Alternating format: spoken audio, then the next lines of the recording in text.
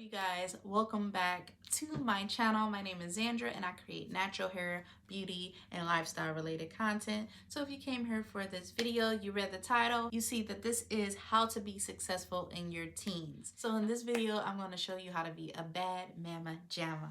And you're probably going to click up after I said that because it's kind of corny, but you get the point. So how do you become successful in your teens? If you haven't done so already, maybe you want to share this video to a friend, hint, hint. But how do you become successful in your teens? Well, that depends on what you define as success. Some people define success as monetary value. Some people define success as career. Some people define success as materialistic things. It just depends on what you believe.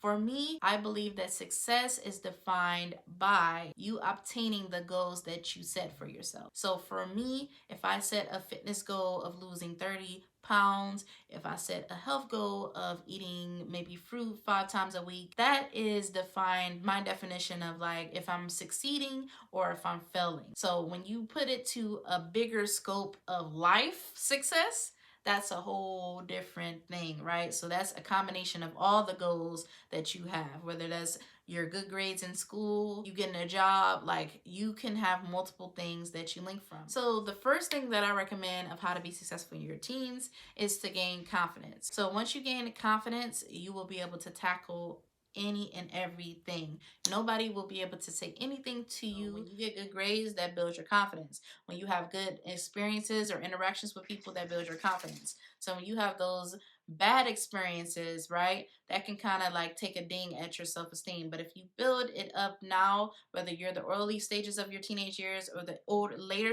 latter stages, you will tend to not really care what people think as far as, you know, how they feel about you, because you know what type of person you are. But that doesn't mean that you can't still strive for growth, right? So you still can strive for growth while being confident at the same time and not being arrogant. So you don't want to be arrogant. You want to be, you know, confident. You want to elude confidence and you want people to take you seriously. So that's my first tip. My second tip is to step out of your comfort zone. So let me explain this. So when I was younger, I stayed within this little bubble. I used to do social media a lot. Like I would go in chat rooms and talk to people, but I never stepped out of my comfort zone of being this shy female. I never stepped out of that by getting to know other kids in the school and things like that. I encourage you guys, if you are struggling with social skills and social anxiety, to really set goals for yourself to allow you to be having practice with social interactions. Because let's say this, when you get to college, you're going to have even more social interactions. That's really where I came out of my shell when I went to the University of Akron.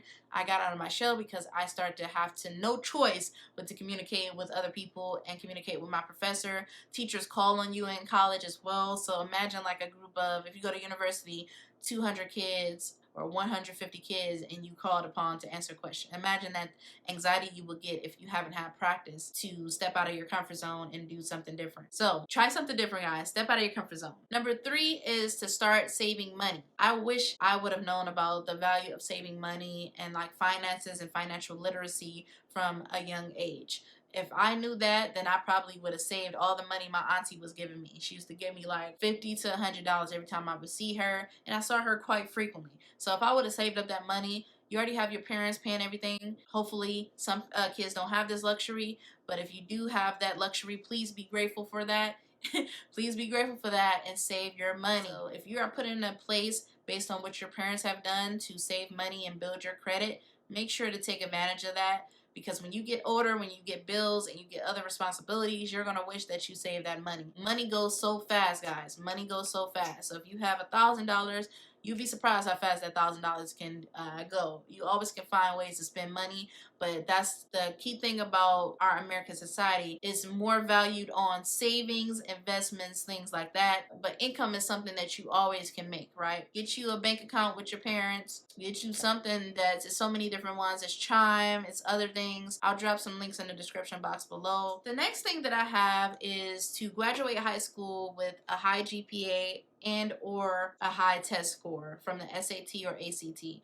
The reason for this is because colleges are looking at this, right? So normally kids start to apply to college in their junior year of high school. They start to research, they start to like, you know, go on visit tours on the college and things like that. It's kind of different now because we're in a pandemic, but there's still virtual tours and stuff like that available. So just, you know, write down your goals, write down your aspirations, write down all that stuff, and look at your current GPA. And if you look at your current GPA and you see that your current GPA is a 2.0, you still have time between your junior and your senior years to get that GPA up if you get A's and B's, right? Because A's are valued higher than B's are. So A's are a 4.0, B's are a 3.0. But if you're in honors classes, you can actually boost it up even further. So A's would be 5.0 and B's would be 4.0. See, that's why your mother been encouraging you to take honors classes.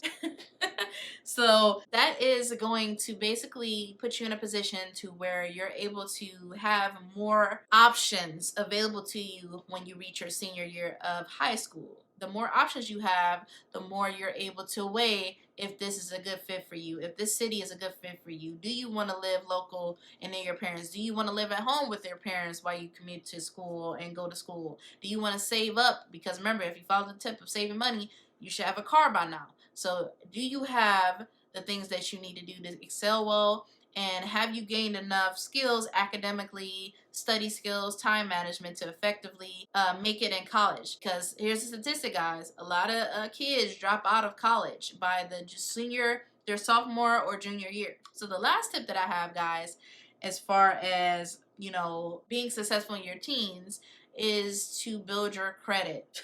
You know, if you don't know what credit is by this time, I'm glad you came to this video. So credit is basically a way for you to be able to access extra money for emergencies or for big purchases. And normally people that have credit cards, they get charged interest rates, they get charged all these different things, but you have a higher interest rate the lower your credit is, or if you haven't built a credit at all. So if you're 18 years old and you've never built credit, you will have a hard time getting a credit card. And if you do, they're trying to trap you and get you to owe them a lot of money and interest. So the way to go around this, you get on your parents' credit cards if they have good credit. If they don't have good credit, try to find somebody in the family that you trust that you can go on their credit and be added as an authorized user. Once you're added as an authorized user, you can start to build your credit before the age of 18. So that means when you turn 18, your credit will already be good, which means you won't have a hard time getting an apartment that you like.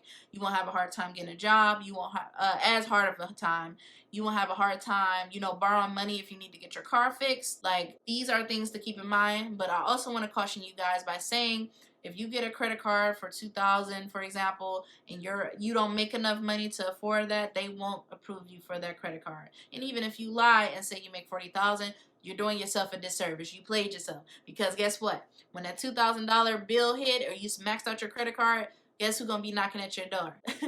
Guess who's gonna be knocking at your door in terms of getting that money from you that you spent off of the credit card, the credit card company. But those are all the tips I have for you guys of how to be successful in your teens. I hope you enjoyed this video. If you did, once again, make sure to subscribe to the channel for more content like this, and comment down below some suggestions you have for advice videos.